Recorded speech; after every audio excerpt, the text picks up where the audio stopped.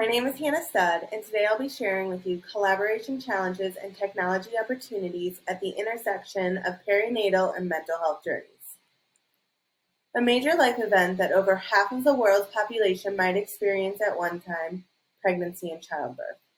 I will refer to this as the perinatal period. During this time, many women experience mental health challenges such as depression, anxiety, and elevated stress, which affect an estimated 13% of women worldwide, but less than 10% of women receive adequate treatment. To help address perinatal mental health issues, clinics have begun to embed mental health care services within existing primary care settings. These are referred to as collaborative care programs. The mental health and primary care providers work together to coordinate and deliver services. But there is a high demand for these services, and it is leading to some collaboration challenges.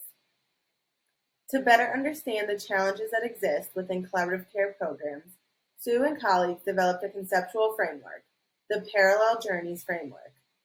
The first journey involves care offered by the primary care clinic, while the second journey involves the psychosocial care offered by behavioral health providers embedded within the clinic.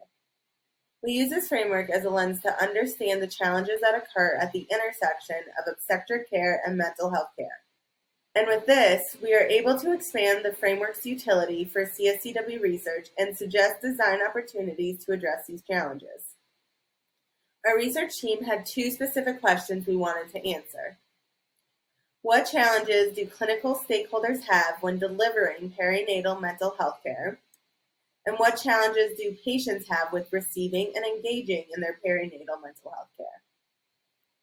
To answer these questions, we turned to a hospital in the Midwest that runs a collaborative care program for perinatal patients. We did a two-pronged approach for our study. We conducted contextual inquiries and interviews with 10 clinical stakeholders to understand their current workflow. We also interviewed a total of 20 pregnant and postpartum patients about their experience with the collaborative care program.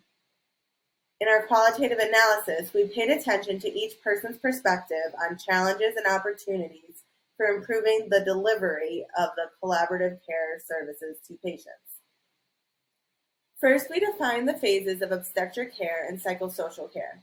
Second, we described the challenges observed at the intersection of these two journeys from the perspective of patients, obstetric providers, and psychosocial providers. I will first ground ourselves in our current understanding of what the obstetric and psychosocial journeys look like and how the process of care typically unfolds. Here we're looking at two parallel journeys. The top is a patient's typical experience with their obstetric care. The bottom shows the process for delivering mental health care to patients. Both of these journeys happen in parallel and taken together make up collaborative care. As patients go through routine appointments, their mental health is screened by their obstetrician or midwife.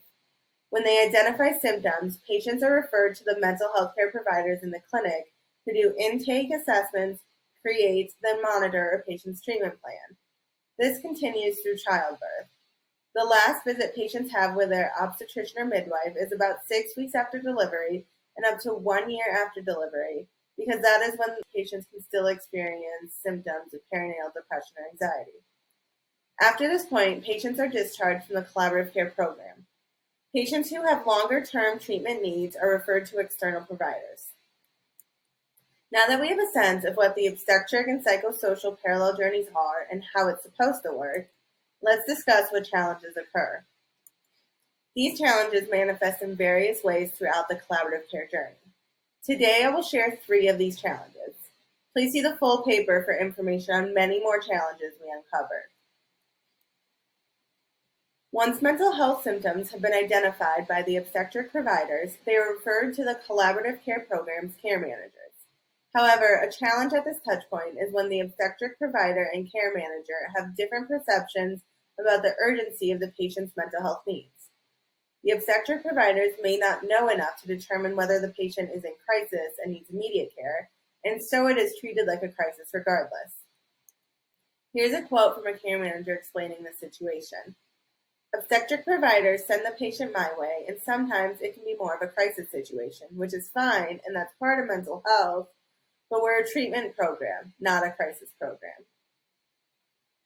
After patients are referred to the collaborative care program and are deciding the type of mental health treatment they want, they must evaluate the impact on both their obstetric and psychosocial care journeys.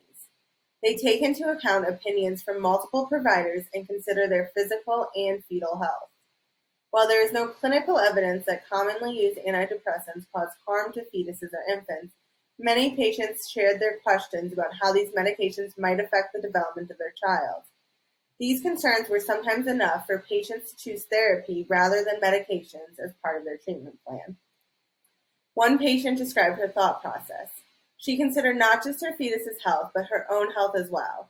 She said, "It's more complicated than just whether medication was safe or not safe. Not treating anxiety and depression throughout the pregnancy, that could also not be ideal." As we see, there are many factors that patients consider when weighing the risks and benefits of treatment. The final challenge I will share with you is the conflicting opinions and ambiguous responsibilities that occur within the collaborative care program because of these parallel journeys. While patients weigh their decision to pursue treatment, providers need to collaborate and agree on the treatment plan and agree on who is responsible for managing that treatment. This is challenging because the psychosocial providers and obstetric providers have different amounts of contact with the patient. A psychiatrist explained that when patients stop seeing their obstetric providers after their final postpartum check-in, but continue to receive treatment from the psychiatrist, it's not always clear which provider is ultimately responsible for maintaining communication and follow-up with the patient. Patients are also uncertain about who they should be reaching out to with questions. Without clear collaboration between obstetric and psychosocial providers, these patient questions and needs often remain unmet. Now that we better understand the obstetric and psychosocial parallel journeys and the challenges that clinicians and patients experience, what is our key insight? Our findings show that parallel journeys can be cyclical, meaning experiences of past journeys influence subsequent journeys, and the journeys end at different times, which leads to a gap in patient care. What distinguishes the perinatal setting from other clinical settings is that patients' parallel journeys are cyclical. In other words, their previous perinatal experiences impact subsequent obstetric and psychosocial care needs. In addition to supporting needs that evolve over the course of a single pregnancy and postpartum experience, technologies must also consider the impact that prior experiences have on patient information, collaboration, and support needs for future experiences. The two journeys also have different endpoints. From the clinician perspective, this contributes to the uncertainty and ambiguity in their responsibilities. Technologies could have a role in creating valuable touchpoints between collaborators, as in the patients, obstetric providers, and psychosocial providers, to help fill gaps across the parallel journeys. For example, the clinic could implement app-based chat groups that are used by patients and providers.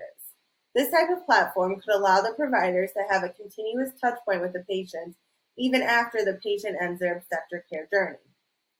Check out our paper for more details on this and other technology opportunities.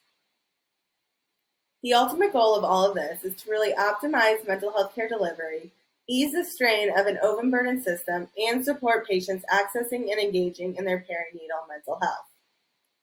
We'd like to thank those who are listed here, and please reach out with any questions.